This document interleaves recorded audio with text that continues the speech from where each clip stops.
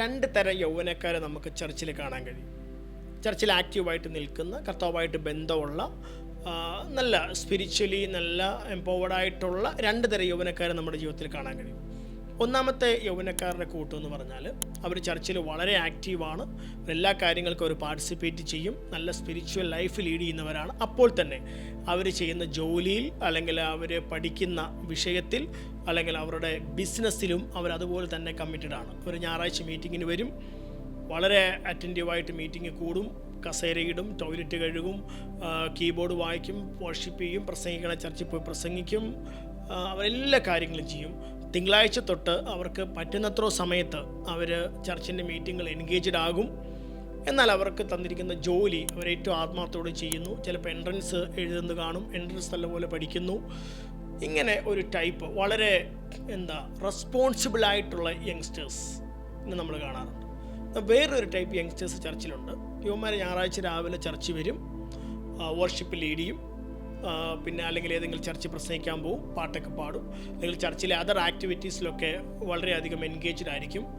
തിങ്കളാഴ്ച തൊട്ട് ശനിയാഴ്ച വരെ ഒരു പണിയും ചെയ്യത്തില്ല, ഫുൾ ടൈം കിടന്ന് ഉറക്കമായിരിക്കും, അല്ലെങ്കിൽ ആഴ്ച 2 പണിക്ക് പോകും. ചോദിച്ചാൽ പറയും ഞങ്ങൾ മിനിസ്ട്രിയിലാണ് ബ്രദറെ, അതുകൊണ്ട് നമുക്ക് സമയമില്ല. നിങ്ങൾ ഫുൾ ടൈം മിനിസ്ട്രി ചെയ്യുവാണെങ്കിൽ യൗവനക്കാരോട് ഞാൻ പറയുന്നു, നിങ്ങളുടെ സമയം തക്കത്തിൽ ഉപയോഗിക്കുക. ബൈബിളിലെ ഏറ്റവും വലിയ ഉപദേശം അതാണ്, സമയം തക്കത്തിൽ ഉപയോഗിക്കുക. Time is priceless. അപ്പോൾ നിങ്ങൾ മിനിസ്ട്രിക്ക് പോവുകയാണെങ്കിൽ നിങ്ങൾ തിങ്കൾ തൊട്ട് വെള്ളി വരെ നമുക്ക് എത്രയോ മിനിസ്ട്രി ചെയ്യാൻ പറ്റും. നമുക്ക് കോൾ സെൻറ്ററിൽ വന്നിരുന്ന് നമുക്ക് വേണമെങ്കിൽ ആൾക്കാരുടെ കാര്യങ്ങൾ കേട്ട് നമുക്ക് പറയത്തില്ലേ, കോട്ടേജ് മീറ്റിങ്ങൾക്ക് പോകത്തില്ലേ, അല്ലെങ്കിൽ ടൗണിൽ ഇറങ്ങി ട്രാക്റ്റ് കൊടുക്കത്തില്ലേ? ഇതൊന്നും ഇവർ ചെയ്യത്തില്ല. ഇവർ മിനിസ്ട്രിയാന്ന് പറഞ്ഞ് ഈ ഒരു പവറിനെ, ഈ ഒരു കളറിനെ, ഇതിനൊരു കളറുണ്ട്, ഇതിനൊരു വലിയൊരു ഒരു അട്രാക്ഷനുണ്ട്. ഇത് ഇവർ എൻജോയ് ചെയ്ത് ഇവർ മടിയന്മാരായിട്ടിരിക്കുകയാണ്. ഞാൻ പറയുന്നു, നിങ്ങൾ ജസ്റ്റ് ഒന്ന് ആലോചിച്ച് നോക്കുക.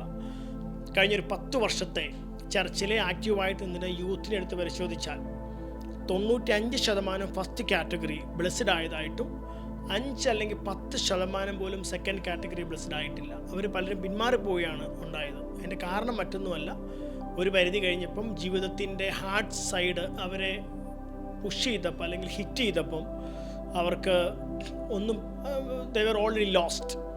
പിന്നെ തിരിച്ചു വന്നവർ ചുരുക്കമാണ്. പലരും ആ വഴി അങ്ങ് പോയി, ഇതെല്ലാം കളിപ്പീരാ കളട്ടാന്നൊക്കെ പറഞ്ഞു. സോ അതുകൊണ്ട് യൗവനക്കാരോട് പറയും, നിങ്ങളുടെ സമയം നിങ്ങൾ വൈസായിട്ട് ഉപയോഗിക്കുക. നഷ്ടം നിങ്ങൾക്കും നിങ്ങളുടെ മാതാപിതാക്കൾക്കും നിങ്ങളുടെ ഫാമിലിക്കും മാത്രമേ ഉള്ളൂ. സോ നിങ്ങൾ ദൈവത്തിൻ്റെ ഗ്രേസിൽ നിന്നുകൊണ്ട് തന്നെ നിങ്ങൾക്കൊരിക്കലും എത്തിപ്പിടിക്കാൻ കഴിയാത്ത ഉയരം നിങ്ങൾക്ക് എത്തിപ്പിടിക്കാൻ കഴിയും. നിങ്ങൾ അവൻ്റെ കൂടെ നിന്ന് ഒരു വിഷൻ നിങ്ങൾക്ക് ലൈഫിനെ കുറിച്ച് വേണം, ഒരു പ്ലാനിങ് നിങ്ങളുടെ ലൈഫിനെ കുറിച്ച് വേണം. അതനുസരിച്ച് നിങ്ങളൊരു ആക്ഷൻ കൊണ്ടുവരണം. അപ്പോൾ നിങ്ങളുടെ ജീവിതം നിങ്ങൾ ചിന്തിക്കാത്ത ഉയരത്തിൽ ചെല്ലും. God bless you.